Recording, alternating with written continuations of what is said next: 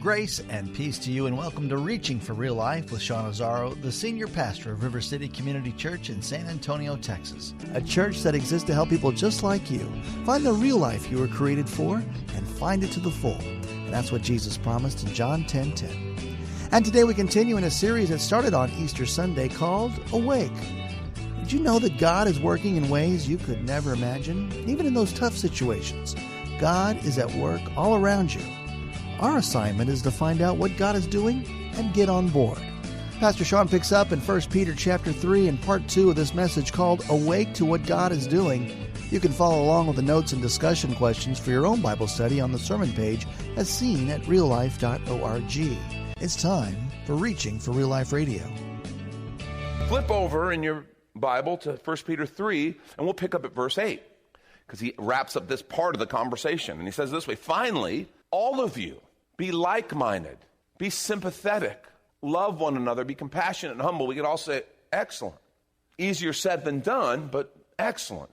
Do not repay evil with evil in a world full of evil. Do not repay insult with insults in a world full of insults. On the contrary, repay evil with blessing, because to this you were called so that you may inherit a blessing.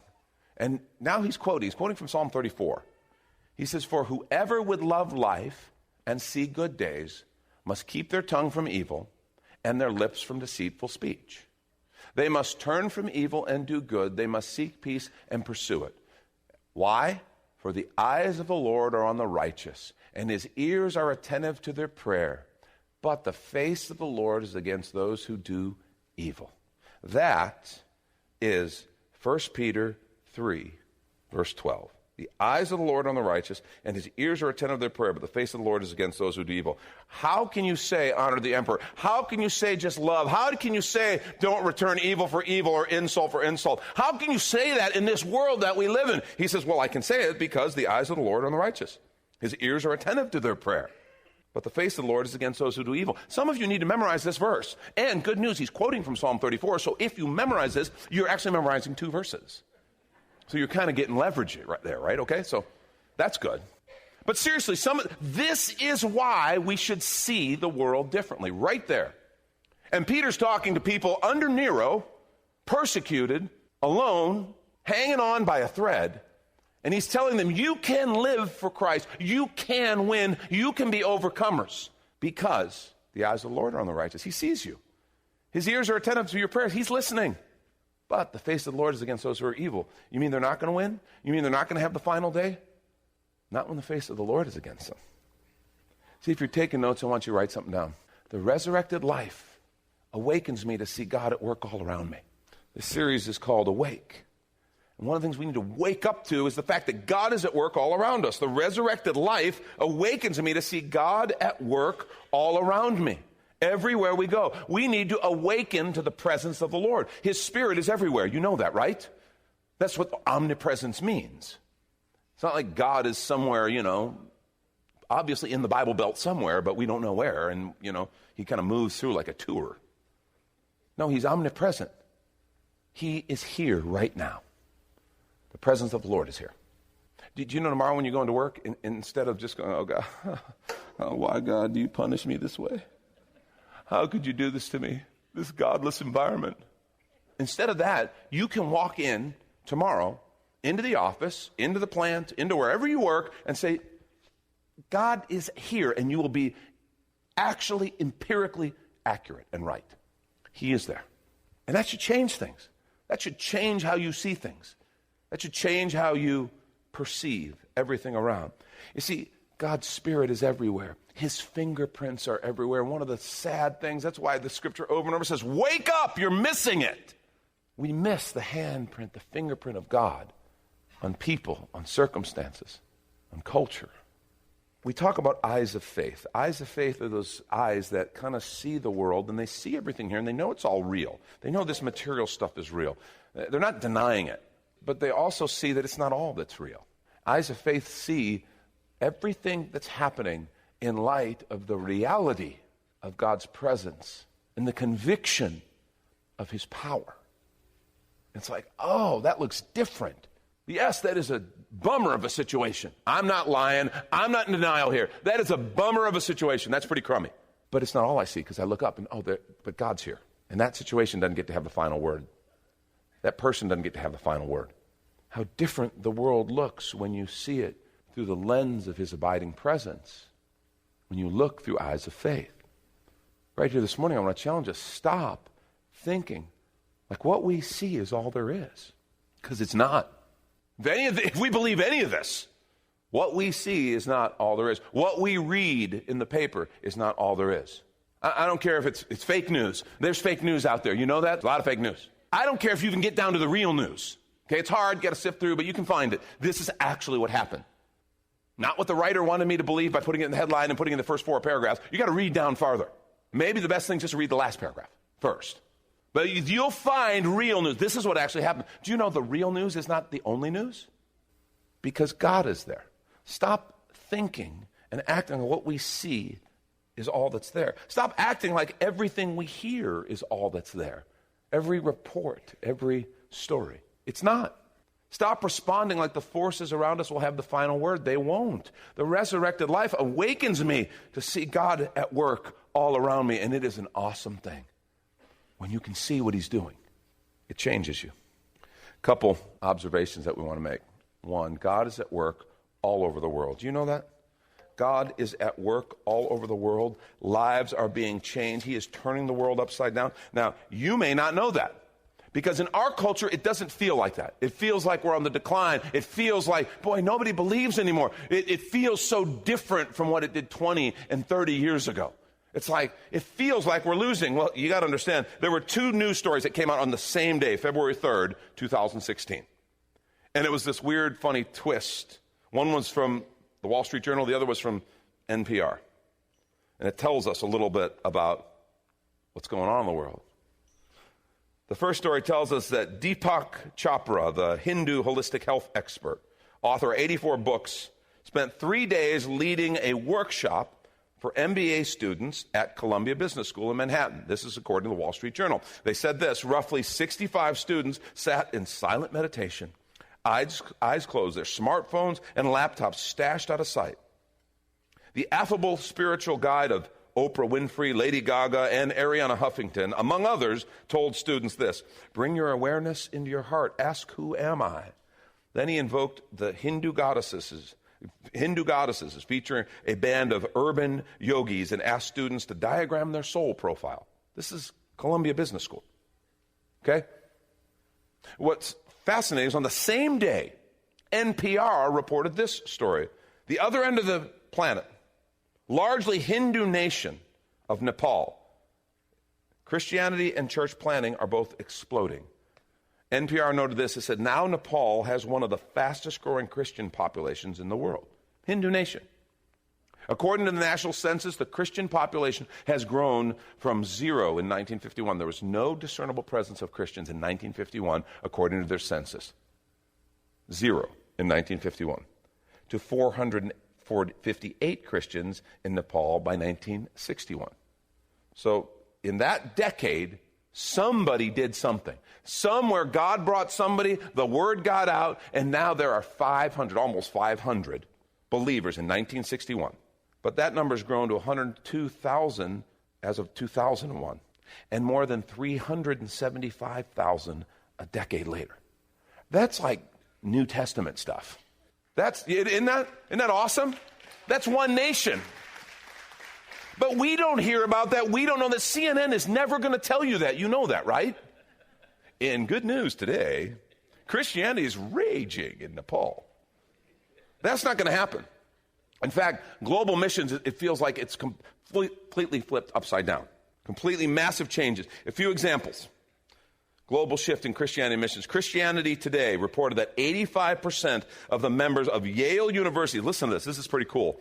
85% of their chapter of Campus Crusade for Christ are Asian.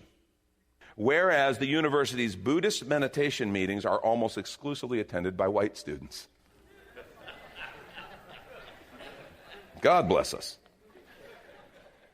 The World Christian Encyclopedia recorded that more Anglican Christians worship in Nigeria in any given week than all the Episcopal and Anglican churches in Europe and North America combined. examination of world Christian trends reveal there are now more evangelical Christians in Nepal than in Spain. The historic William Carey Memorial Church in Leicester, England, is now a Hindu temple, while the church in India, the traditional home of Hinduism, now sends out over 41,000 cross-cultural missionaries. China can now boast the fastest-growing church in the world, with an estimated 16,500 new Christians every day. Is that incredible? Now, wait a minute. Which one of these nations had the most optimistic outlook? I don't remember. Was it? Oh, yeah, it was China. That's right. You think the presence of God changes the way you see the world? Today, there are nearly 500 million Christians who are crossing cultural boundaries with the gospel from the majority world. In other words, they're coming to us. Each week, 15,000 missionaries, mostly from Africa and Asia, are evangelizing communities in Great Britain. Who'd have thought? And see, the thing is, we can sit and go, oh my gosh, the faith is losing, the faith is losing. No, it's not. Something is happening. Something is changing in America, North America, and Western Europe. That's true. But the gospel is exploding everywhere else in the world.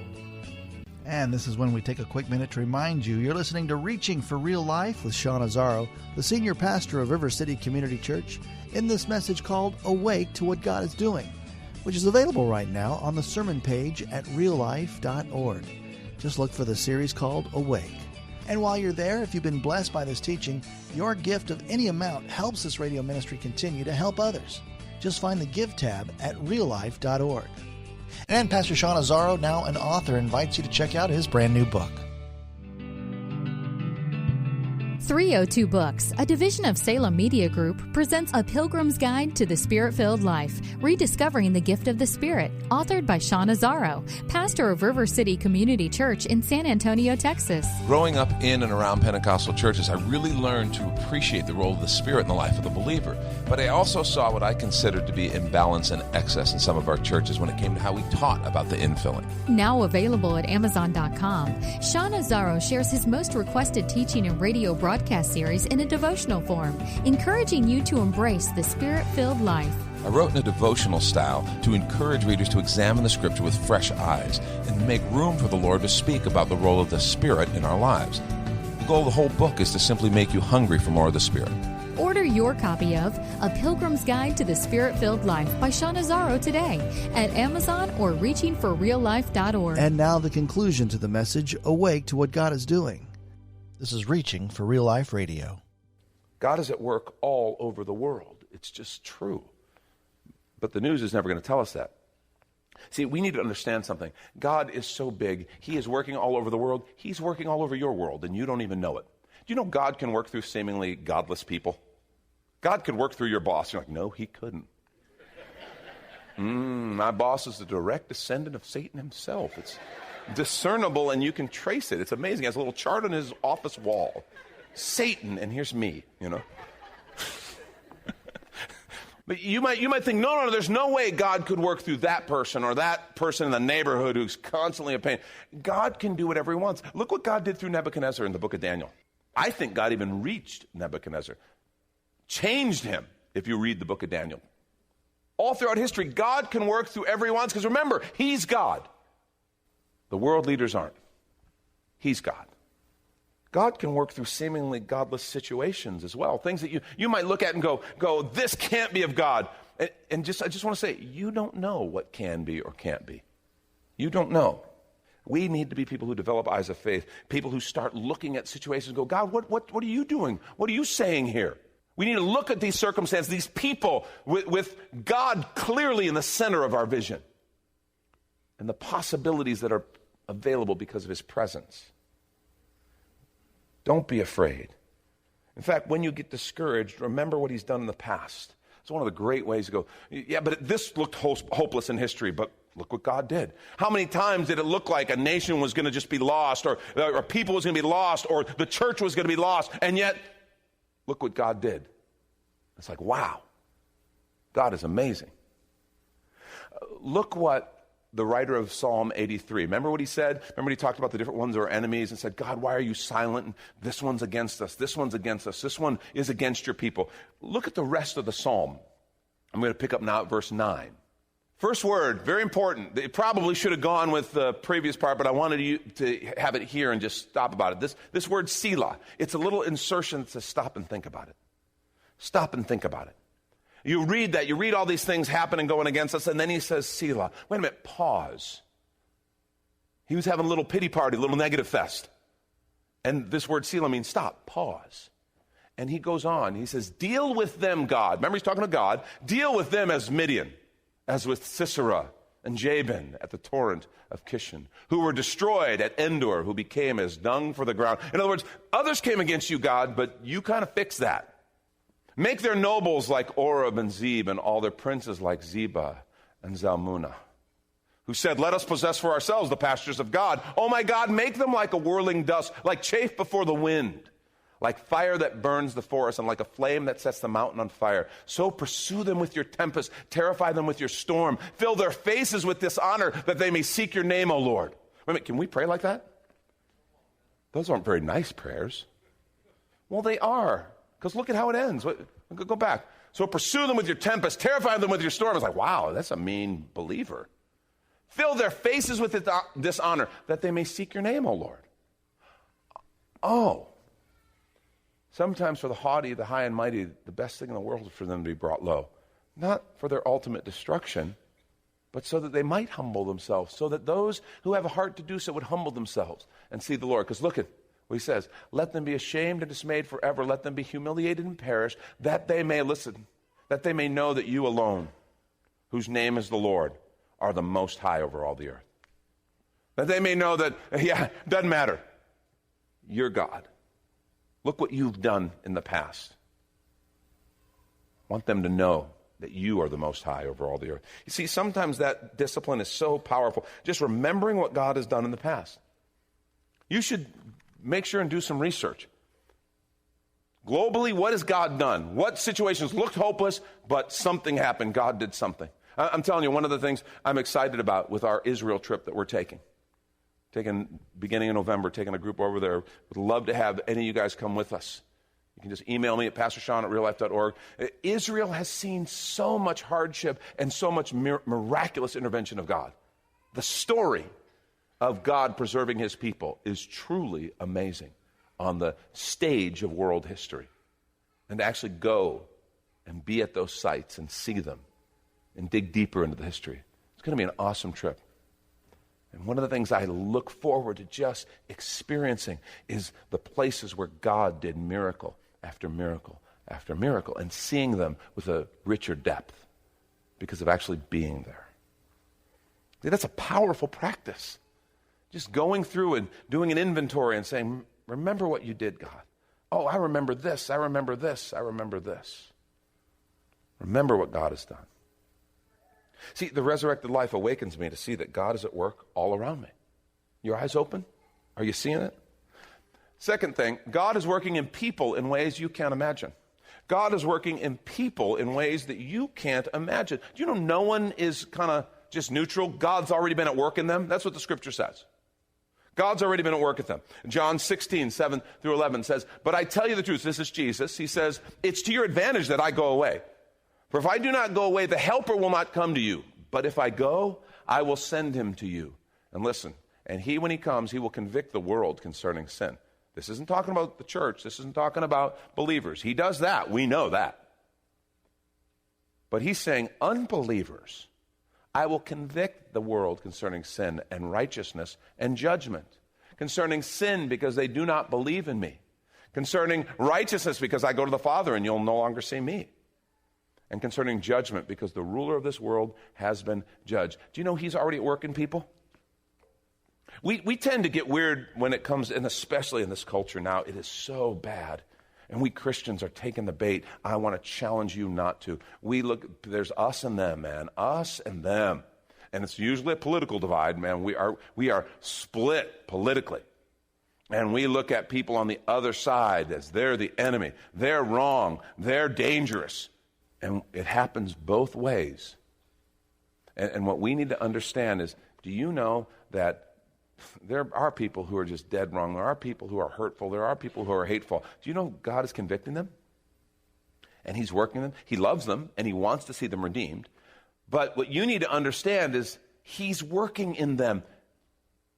God may put something in your heart to go talk to somebody, say something like, oh, God, I can't, I'll just be rejected, Tom, yesterday from Oak Hills told a great story about a neighbor who was afraid to ask something, finally did, and the guy goes, oh, yeah. In fact, just the other day, my wife and I were saying, and he said he felt silly because he'd been real negative, like, oh, they're not interested in that, they're not interested in that. Turns out God had been working in him. Turns out God had been doing something. Before you say, God, I could never pray for that person or tell them I'm going to pray for them, or God, I could never go and invite them to that, or I could never reach out to them, I could never do something kind for them, I could never, because they wouldn't understand, they wouldn't. You don't know what's going on in their heart. You don't know what God's been doing.